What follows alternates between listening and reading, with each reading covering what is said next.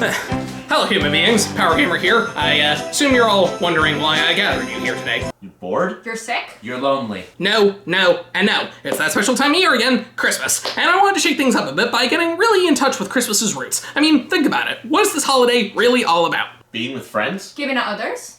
Profiting the 1%. No, and, well, yes, but no. It's about the religious teachings of the big man himself, Jesus Christ. I feel like people have been losing sight of that in recent years, so I was hoping we could help bring Christmas back to its roots. I don't know, I just have some important business to attend to. I don't know, I'm just trying to cure my narcolepsy.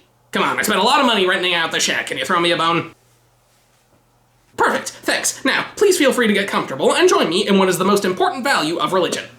Killing demons. What? Well, yeah, the most important part of following the right path is by not following the wrong one. And of course, the easiest way to do that is by destroying those who do follow the wrong path. I don't think that's how that works. Well, I disagree, and I'll prove it to you by showing off one of the most popular methods of killing demons. Electronically. Oh no, not again!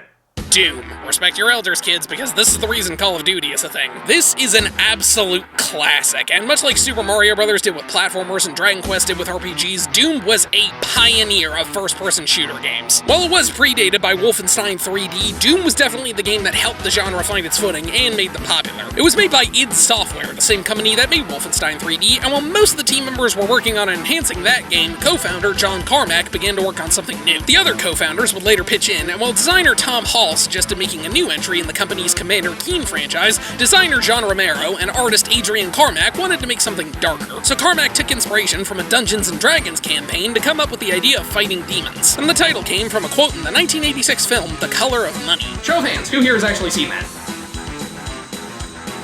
Hall originally created a document full of information on the game called the Doom Bible, which portrayed the concept in a science fiction setting and originally featured a very in-depth story. But the team ended up not using much of it because Romero wanted the game to be as dark and brutal as possible, and they wanted to prioritize exciting gameplay over realism. Yeah, the development process of this game was not pretty, as there was a lot of fighting between Hall and the rest of the team, which resulted in him getting fired from the company. They used a completely different engine from Wolfenstein, which allowed for much more complicated layouts and more dynamic lighting. The art direction was intended to be a combination of the film's Evil Dead 2 and Aliens, with some of the enemies even being sculpted out of clay and scanned into the game. For the music, they hired composer Bobby Prince, who was told to make metal and techno songs, so he took inspiration from various metal bands, which would end up being a bit of a copyright issue, but thankfully it wasn't too serious. Doom was released for the MS-DOS computer system on December 10th, 1993 under the shareware model, where people could easily copy the game between floppy disks, before releasing a retail version with added content in 1995 titled The Ultimate Doom. The game was an instant hit, selling over 200,000 copies within a single year, and by 1995, it was reported that the game was installed on more computers than fricking Windows 95. Yeah,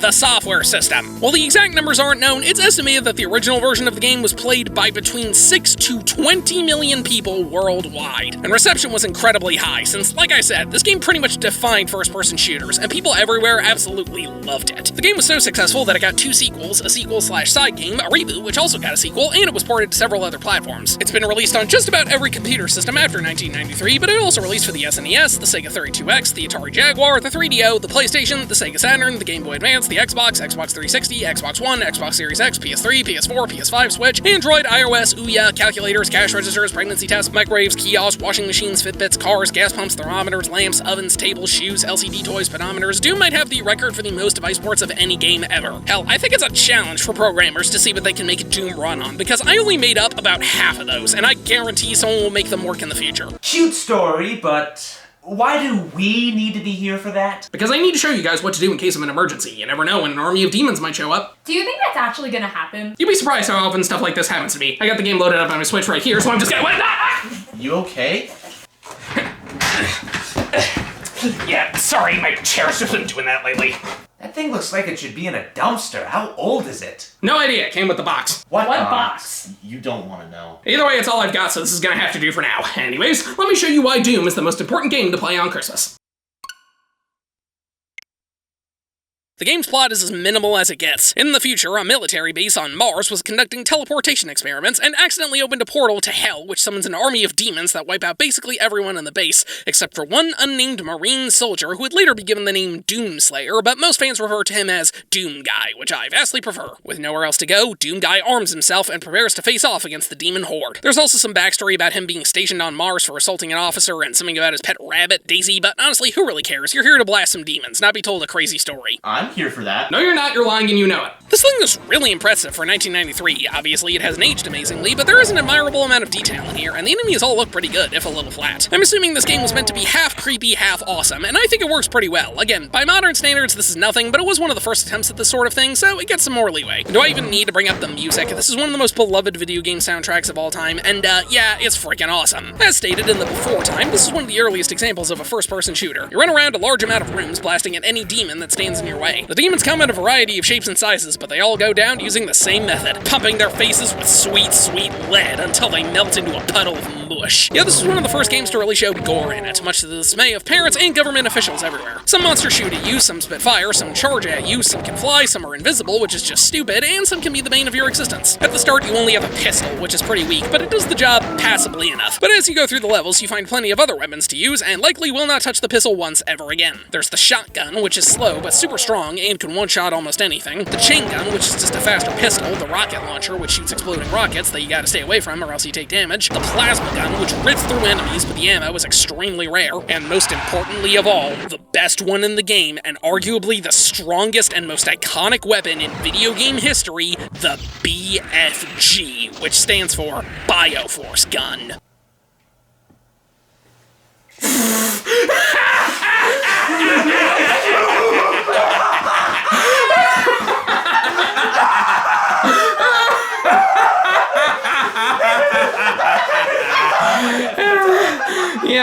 Yeah, we all know what it really stands for. This thing is extremely rare and only found towards the end of the game, but it shoots giant green orbs that obliterate anything. You find ammo very sporadically across the levels, and there's 4 different kinds. The pistol and chain gun use bullets, the shotgun uses shotgun shells, the rocket launcher uses rockets, and the plasma gun and BFG use energy cells. You can only hold a certain amount, but you can find these backpacks to increase your maximum capacity. But there's always the risk of running out of ammo, and when that happens, you gotta get down and dirty. That's right, Doom Guy is so macho, he'll just punch demons right in the face if he has to, and this is honestly stronger than some of the weapons. But if that's too risky for you, you can find a chainsaw lying around and tear those bastards to shreds. The weapons in this game are overall really solid. I'd say the plasma gun is my favorite, okay, besides the BFG, but that's obvious, because it can be extremely helpful, though again, the ammo isn't very common. The shotgun is the one I use the most, since it one-shots basic enemies and the ammo is all over the place. The pistol immediately becomes obsolete. The chain gun is helpful, but it eats ammo really fast, and the rocket launcher honestly ended up getting me killed more often than actually helping. That sounds more like a you problem. I like to see you handle a rocket launcher, wise guy. Well, why don't you give me one? Well, I would, but the RPG I ordered only came with one shot and I had to use it on the Alien King. The what? It was a thing, don't worry about it.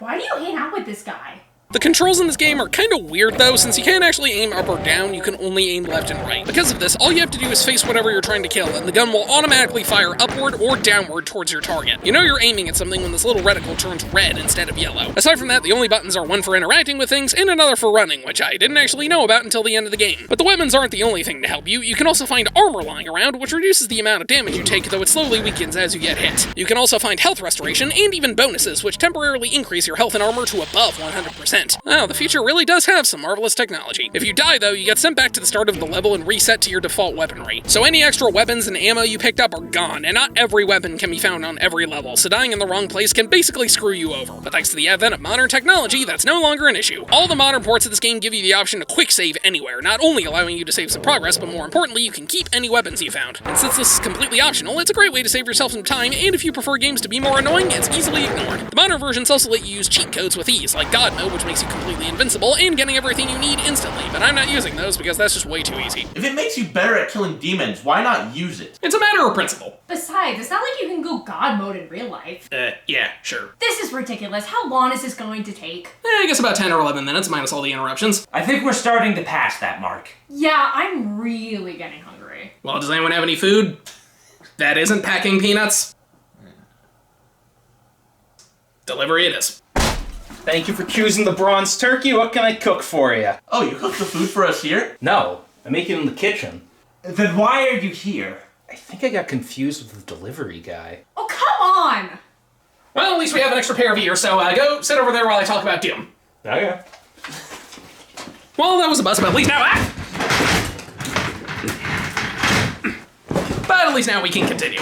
Shooting is only one aspect of this game though, the rest is just trying to get around. The levels are filled with switches to press and doors to open, but some require a key of a specific color, blue, red, and yellow. So while killing enemies is the core gameplay, figuring out where you're supposed to go is just as vital, and likely where you're going to be spending a decent portion of time. Yeah, if there's one complaint I have with this game, it's that it is ridiculously easy to get lost in here. While the graphics are certainly impressive for the time period, it can be a little hard to tell what's something you can interact with and what's just part of the background. Because of this, you can very easily miss a switch you need to push or a door you're supposed to open, resulting in spending a good 10 minutes just trying to find the right path to take. Not helping is the fact that a lot of these areas all look the same. You do have a map, which is really helpful since you can move while having it pulled up, but it can still be kind of annoying to navigate. Honestly, part of me now wants to see a short film based on Doom where the main character shoots a bunch of demons for the first 5 minutes and then spends the rest of it trying to find the door. That sounds horrible. I mean, yeah, but hey, it'd be better than the actual Doom movie we got.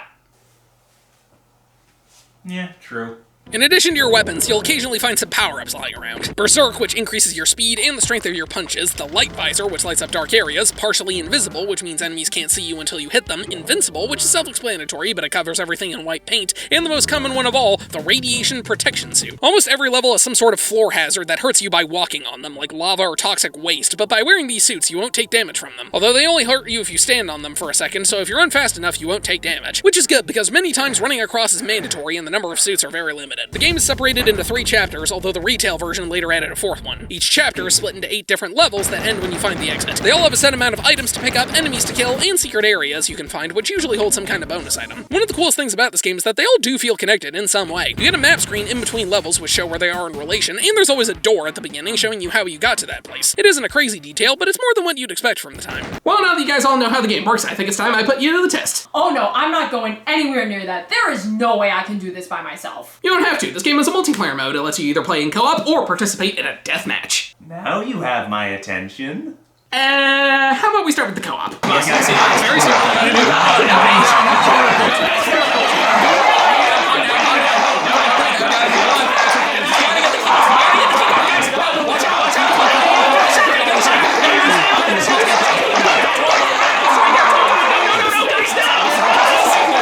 5 minutes later.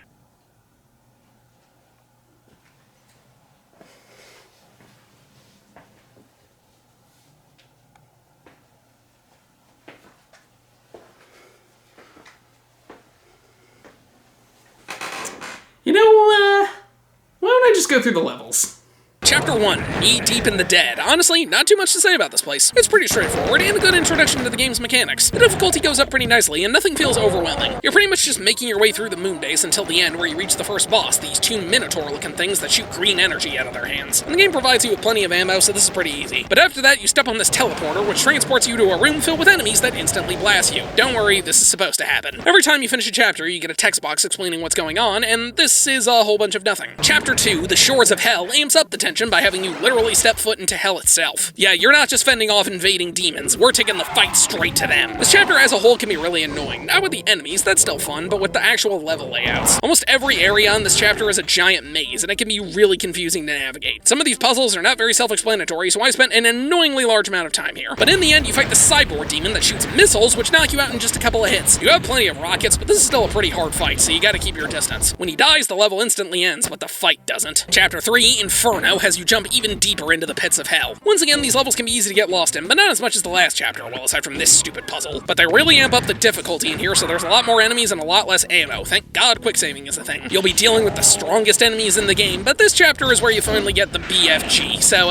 yeah, I think you'll be fine. It all ends with you confronting the Overlord of Hell, this giant robot spider demon. You're really gonna need to be on your A game to this fight, because this arachnid Antichrist will mow you down with bullets as soon as it sees you, so you gotta hide inside this thing in the center. But even this abomination can't take a few hits from the BFG. Again, the original version would have it stop right there, but the retail version has you return to Earth to find it overrun with demons. Chapter 4, Thy Flesh Consumed, is just frickin' brutal. This entire chapter throws basically every enemy the game has at you, and it's extremely stingy with health pickups, so get ready to die a lot. I swear, if it wasn't for the quick save function, I would be going mad, because, like I said, you lose all your weapons every time you die. And these places literally expect you to rematch bosses as if they were standard enemies. It's ridiculous. But if you actually manage to get through all of this, the final boss is just a rematch with the spider, because I guess they didn't want to make something new. So just strafe back and forth while making it regret its existence. After that, we got one last text box that finally mentions something about your pet rabbit, Daisy, and ends with a teaser for the next game. Well, that's a bit of a letdown. And that takes care of that. You guys think you're ready now? Nope.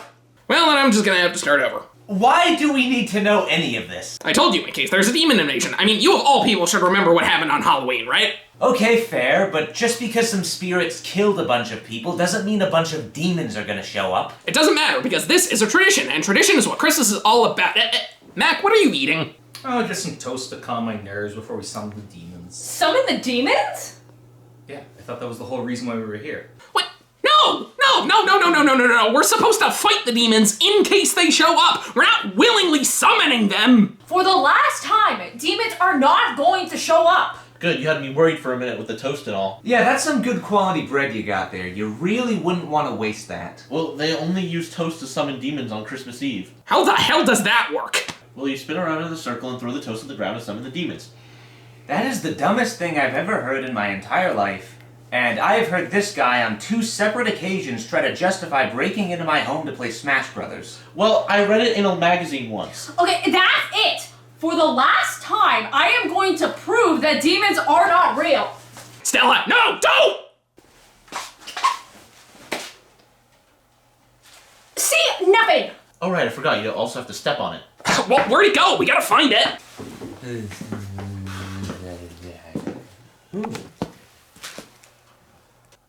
Oh, come on!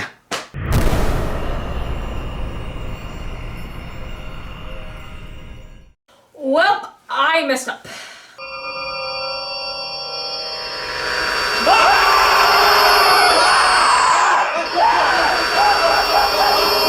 My house is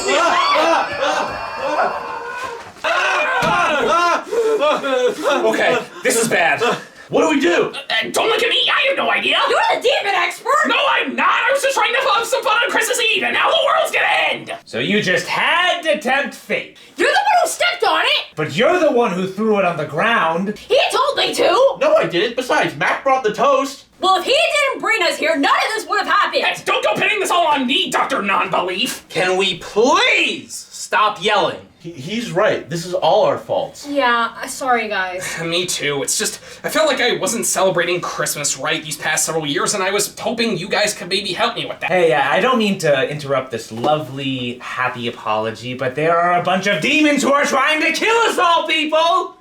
Right. The way I see it, we got 2 options. We can either cower in here until they break in and get us, or we can show those demons what for. We're just gonna need some weapons. Say no more. Do you have any? Sweetheart, I'm a rich CEO. Do you really think I wouldn't have a secret, amazing weapons vault in my house? Now we're talking. In here, we've got a tricked out M4 AEG with semi-automatic firing, 2 M9 pistols upgraded with double firing force, and an M36 laser blaster made entirely out of a Nerf gun. Hey, I have one of those. Yes, they were all the rage last summer. But wait, there's only 4. One of us still needs something. No need. I got my trusty frying pan. But wait, what about that scythe you had with you? Yeah, I had to sell it. My house burned down for some jerk left a pot of tortellini on. Strange. But, whatever. Now we have everything we need, so it looks like we should all be good to go. Well, he's preoccupied, but whatever. You guys ready? No. Well, neither am I, but we have no other choice, so let's do this.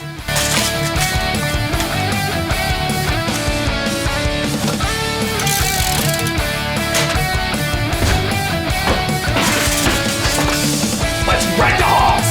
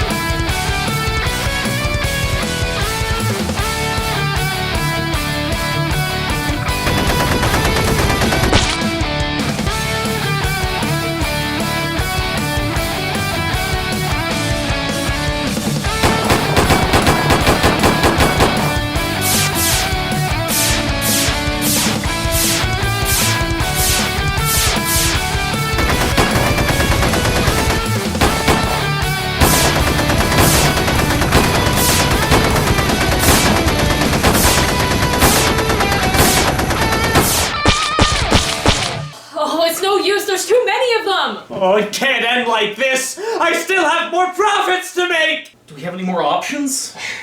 Didn't want to have to come to this, but looks like I'm going God mode. No need. Zap, you're awake! Yep, I'm ready to end this.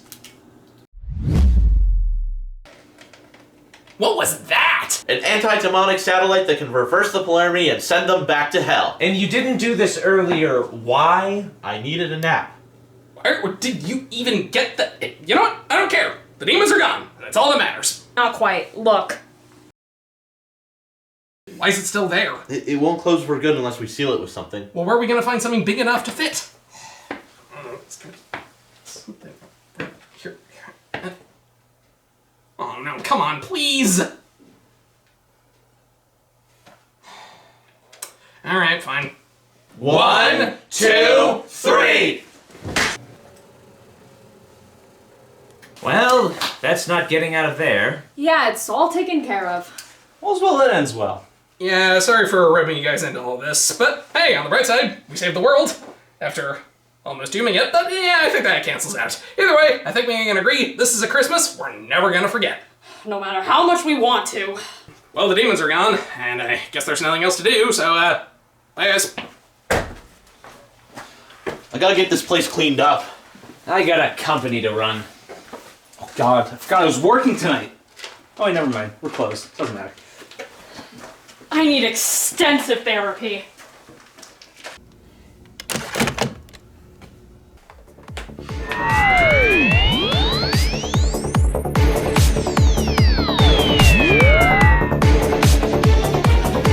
Game conquered.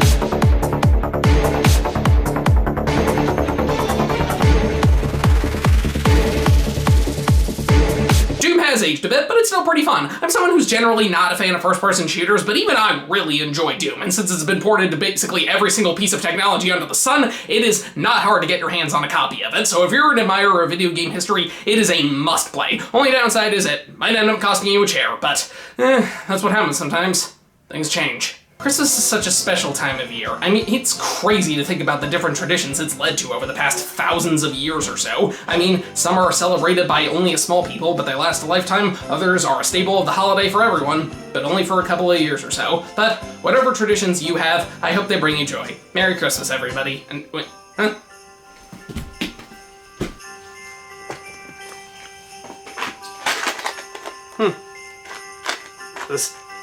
Is this the gift I'm getting this year?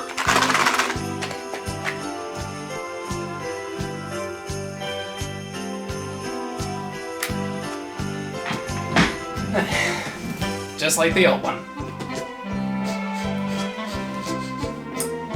Why does the thing smell like mustard and cat pee?